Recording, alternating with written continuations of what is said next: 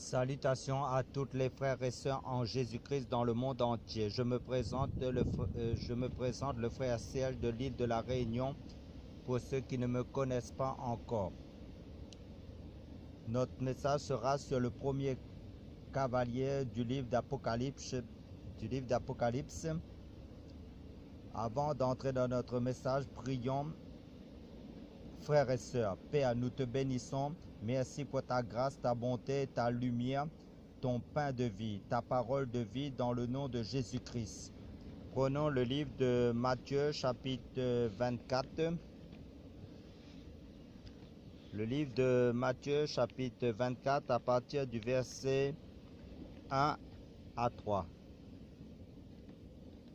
Jésus sortit du temple et comme il s'en allait, les disciples s'approchèrent pour lui en faire remarquer les constructions. Mais il leur dit, vous voyez tout cela, je vous le dis en vérité, il ne restera pas ici pierre sur pierre, tout sera détruit. Il s'assit sur le mont des Oliviers, les disciples vinrent en privé pour lui poser cette question. Dis-nous, quand cela arrivera-t-il et quel sera le signe de ton retour et de la fin du monde? Voilà. Donc, les apôtres voulaient savoir les événements, les signes qui vont censés avoir lieu avant le retour de Jésus. Nous allons voir ces signes justement dans le livre d'Apocalypse, car le livre d'Apocalypse est rempli de révélations, car le nom d'Apocalypse signifie simplement le dévoilement, action de dévoiler, action de manifester les choses cachées. C'est l'objectif de ce livre. Dieu l'a inspiré pour que les choses cachées soient révélées à ses enfants. Prenons d'abord le livre d'Apocalypse chapitre 4. Le livre d'Apocalypse chapitre 4, verset 1. Après cela, je regardai, et voici une porte était ouverte dans le ciel. La première voix que j'avais entendue me parlait avec la force d'une trompette, dit alors, monte ici, et je te ferai voir ce qui doit arriver par la suite. Amen. Voilà. Jean faisait partie des personnes qui avaient demandé au Seigneur dans l'évangile de Matthieu chapitre 24 que nous venons de lire, les signes de son avènement avant son retour. Pour mieux confirmer cela, prenons l'évangile de Marc chapitre 13, versets 1 à 4. Lorsque Jésus fut sorti du temple, un de ses disciples lui dit, Maître, regarde, quelle pierre et quelle construction. Jésus lui répondit, vois-tu ces grandes constructions, il ne restera pas pierre sur pierre, tout sera détruit. Puis il s'assit sur le mont des Oliviers, en face du temple. Pierre, Jacques, Jean et André lui posèrent en privé cette question.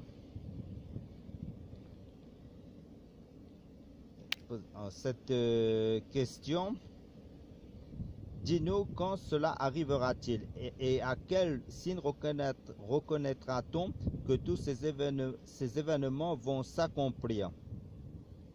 Amen. Nous apprenons aussi que c'était ces 4 apôtres qui avaient demandé au Seigneur de leur révéler les signes qui devaient avoir lieu avant son retour.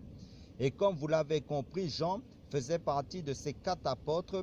Voilà pourquoi dans l'Apocalypse chapitre 4 que nous avons lu ici, le Seigneur s'est manifesté à Jean et il l'a invité au ciel. Il lui dit, viens et je te montrerai les choses qui doivent arriver à l'avenir. En fait, ici, le Seigneur répondait à la question à Jean. Jean arrive au ciel et Dieu lui ouvre les yeux. Et là, il reçoit beaucoup de révélations concernant notre temps de la fin, notre époque d'aujourd'hui et aussi le futur. Allons dans le livre d'Apocalypse chapitre 5, Apocalypse chapitre 5, versets 1 à 7. Puis je vis dans la main droite de celui qui était assis sur le trône un livre écrit à l'intérieur et à l'extérieur, fermé grâce à 7 sceaux. Et je vis aussi un ange puissant proclamer d'une voix forte qui est digne d'ouvrir le livre et d'en briser les sceaux. Mais personne, ni dans le ciel, ni sur la terre, ni sous la terre, ne pouvait ouvrir le livre ni le regarder. Je pleurais beaucoup parce que personne n'avait été trouvé digne d'ouvrir le livre et de le regarder. Alors l'un des anciens me dit, ne pleure pas, car le lion de la tribu de Juda, le rejeton de la racine de David, a vaincu pour ouvrir le livre et ses 7 sceaux. Puis je vis au milieu du trône et des 4 êtres vivants, et au milieu des anciens, un agneau debout comme offert en sacrifice. Il avait 7 cornes et 7 yeux, qui sont les 7 esprits de Dieu envoyés par toute la terre. Il vint prendre le livre de la main droite de celui qui était assis sur le trône. Amen. Là, Jésus vient et prend ce livre. Ce livre est scellé de 7 sceaux. Nous savons que le chiffre 7 nous parle de quelque chose d'absolu. Ce livre était impossible d'être ouvert par aucun homme ordinaire, si ce n'est Dieu lui-même, qui pouvait ouvrir ce livre qui était scellé. Dans ce livre était consigné tout l'avenir de l'homme, le futur de toute l'humanité. Amen. Mais même le diable ne pouvait connaître l'avenir sans l'ouverture de ce livre. Quel était ce livre justement? Il y avait un autre prophète qui a reçu ce livre, qui voulait ouvrir ce livre, et Dieu lui a dit non. Qui a scellé ce livre? C'est le prophète Daniel. Prenons le livre du prophète Daniel, chapitre 12, pour confirmer cela. Le livre de Daniel, chapitre 12, verset 4, qui nous dit, « Quant à toi, Daniel, » là c'est Dieu qui parle à Daniel, « tiens ces paroles cachées et marque le livre du sceau du secret, jusqu'au moment de la fin. Beaucoup seront perplexes, mais la connaissance augmentera. » Amen. Daniel a reçu de grandes révélations, les clés concernant le livre des temps, concernant les événements de la fin. Si nous voulons comprendre ces événements, nous devons faire lire aussi le livre de Daniel en parallèle au livre d'Apocalypse, concernant la prophétie de la fin des temps, car c'est un livre qui ne pouvait être ouvert qu'au temps de la fin. C'était donc Daniel qui a scellé ce livre, qui est un livre prophétique, et Dieu dit à Daniel de garder ses révélations secrètes à l'époque du prophète Daniel. Donc il nous est cité au verset 9 de Daniel chapitre 12. Dieu a dit à Daniel, va, Daniel, car ces paroles seront tenues secrètes et scellées jusqu'au temps de la fin. Quand le temps de la fin a commencé, allons dans le livre, allons voir cela dans la première épître de Pierre, chapitre 1. Verset 18. Vous le savez, en effet, ce n'est pas par des choses corruptibles comme l'argent ou l'or que vous avez été rachetés de la manière de vivre dépourvue de sens que vous avez transmise vos ancêtres, mais par le sang précieux de Christ qui s'est sacrifié comme un agneau sans défaut et sans tache, prédestiné avant la création du monde. Il a été révélé dans les derniers temps à cause de vous. Amen. Dans d'autres versions de Bible, il est question à la place des derniers temps, de la fin des temps. Dans le temps de la fin, donc le temps de la fin a commencé il y a plus de 2000 ans. Et nous sommes en plein dans ce temps sur le plan spirituel par rapport au temps prophétique, par rapport au calendrier de Dieu, par rapport à notre temps actuel.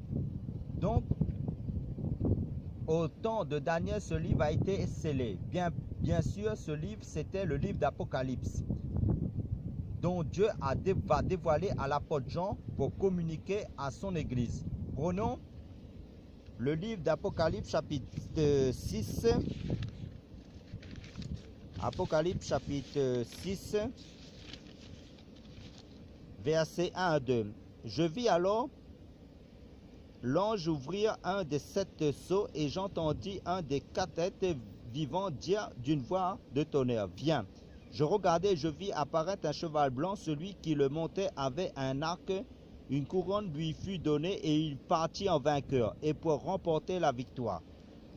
Voilà un des signes que Jean reçoit avant le retour de Jésus. Il voit ce premier cavalier blanc qui part pour vaincre les hommes.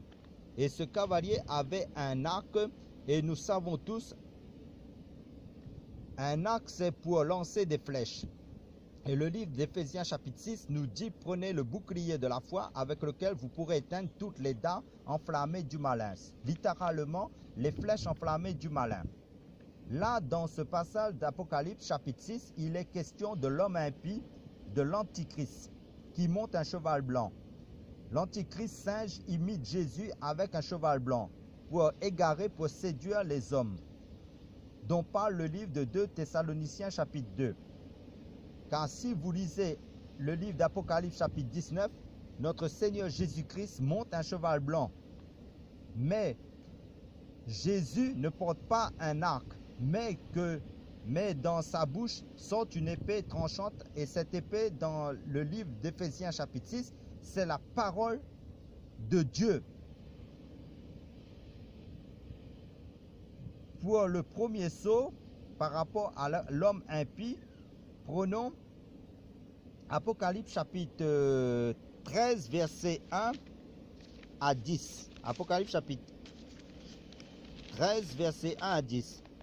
Puis je vis monter de la mer une bête qui avait 7 têtes et 10 cornes, et sur ses cornes 10 diadèmes, et sur ses têtes des noms de blasphématoires.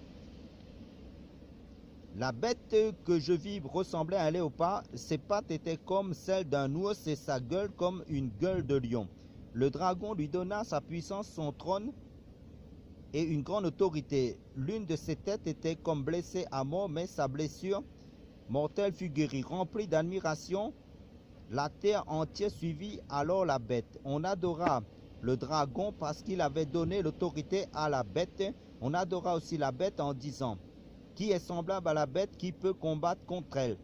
Il lui fut donné une bouche qui proférait des paroles arrogantes et des blasphèmes, et elle reçut le pouvoir de faire la guerre. Pendant 42 mois, elle ouvrit la bouche pour proférer des blasphèmes contre Dieu, pour insulter son nom et son tabernacle, ceux qui habitent dans le ciel. Il lui fut permis de faire la guerre aux saints et de les vaincre. Elle reçut l'autorité sur toute tribu, tout peuple, toute langue et toute nation. Et tous les habitants de la terre l'adoreront, tous ceux dont le nom n'a pas été inscrit dans le livre de vie de l'agneau, offert en sacrifice. Et ce dès la création du monde. Si quelqu'un a des oreilles, qu'il écoute. Si quelqu'un fait des prisonniers, il sera emmené prisonnier. Si quelqu'un tue par l'épée, il doit être tué par l'épée.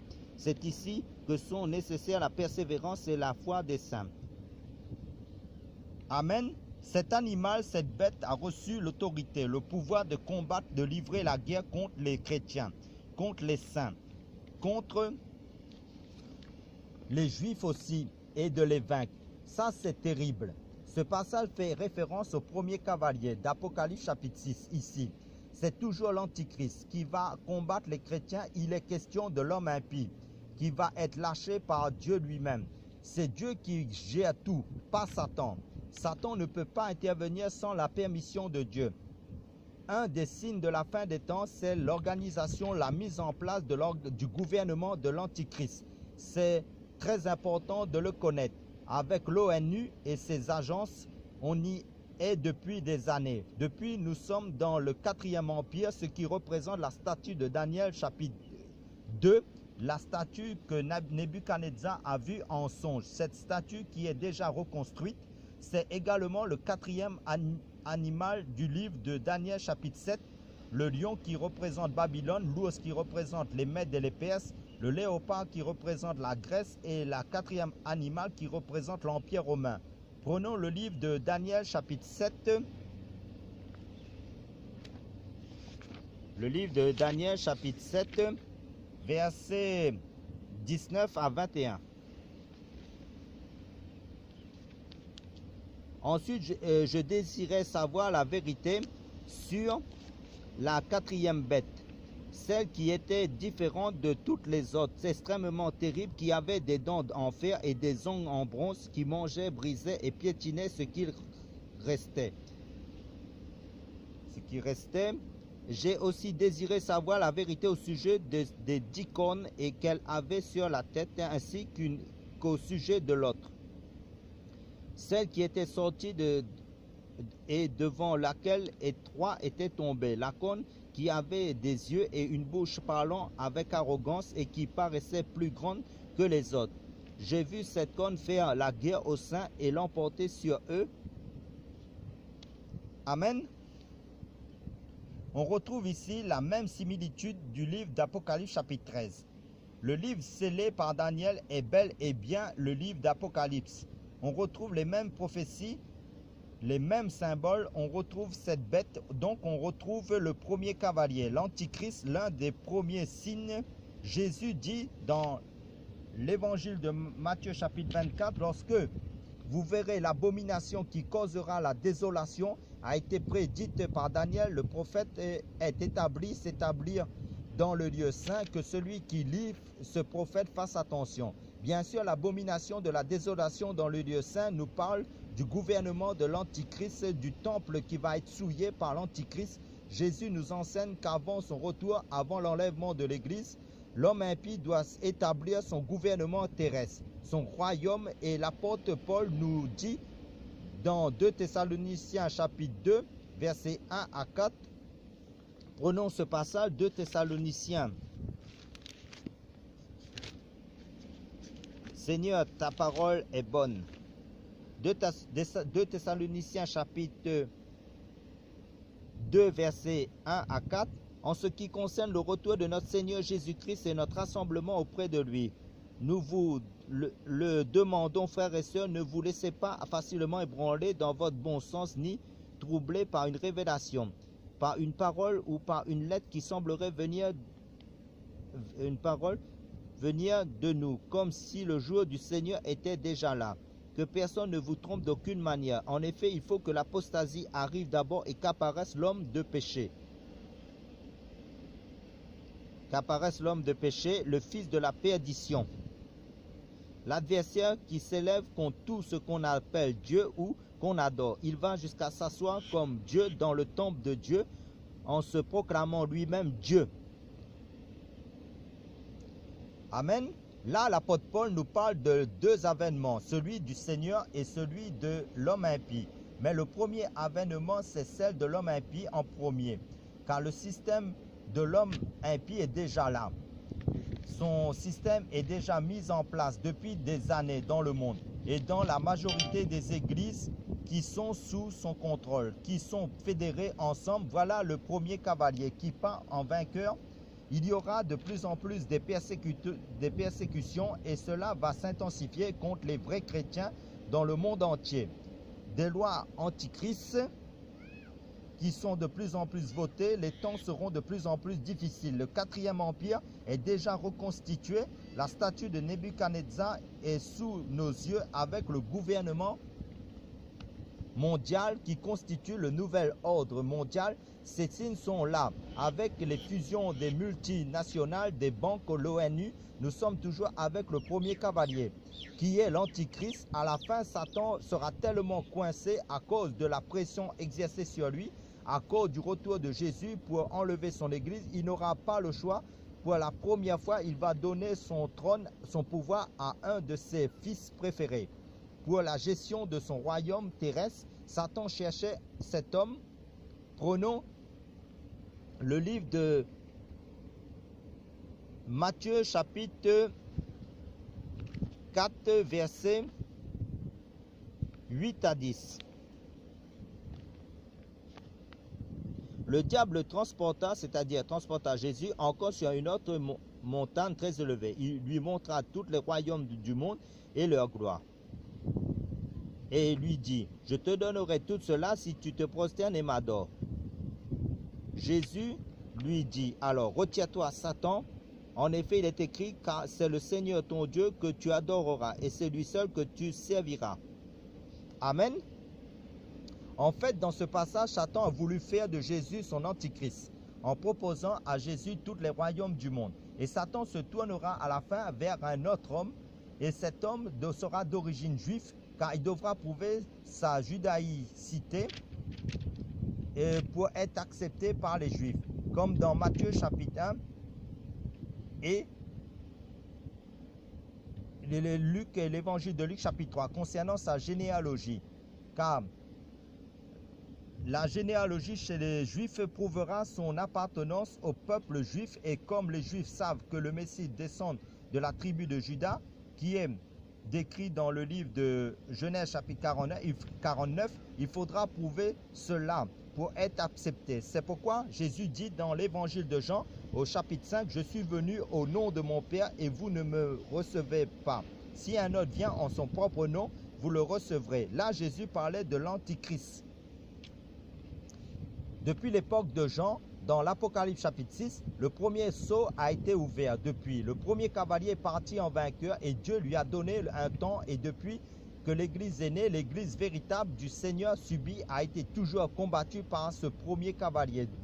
Beaucoup de vrais chrétiens ont fini martyrs par des hommes, des gens qui étaient animés par cet esprit de l'Antichrist, que ce soit par des empereurs romains, les Césars, et par la suite par la papauté, l'Église romaine. Cet esprit s'est incarné durant des générations en générations jusqu'à notre époque d'aujourd'hui pour détruire les vrais enfants de Dieu qui ont la pure évangile, la sainte doctrine de Christ. Ces personnes seront toujours persécutées, comme c'est dit dans l'Apocalypse chapitre 12. Le diable est descendu pour faire la guerre à ceux qui gardent les commandements de Dieu et qui ont le témoignage de Jésus-Christ. Et le diable, qui est le symbole du premier cavalier ou encore de l'Antichrist, qui est à l'œuvre de nos jours par ses ouvriers. Prenons le livre de 1 Jean. Le livre de 1 Jean.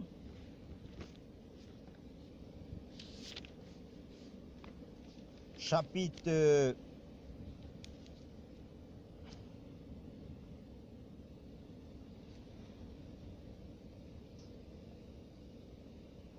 1 Jean chapitre 2 verset 18.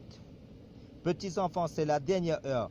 Vous avez appris que l'Antichrist vient. Or déjà maintenant il y a plusieurs antichrists. Par là nous reconnaissons que c'est la dernière heure. Amen. Pour finir, prenons aussi le livre de 1 Jean chapitre 4 verset 1 Jean chapitre 4 verset 1 à 3.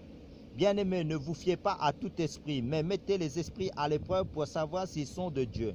Car plusieurs prétendus prophètes sont venus dans le monde. Voici comment identifier l'esprit de Dieu. Tout esprit qui reconnaît que Jésus est le Messie venu en homme est de Dieu.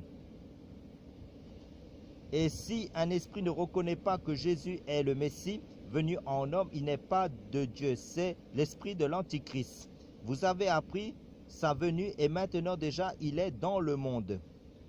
Amen.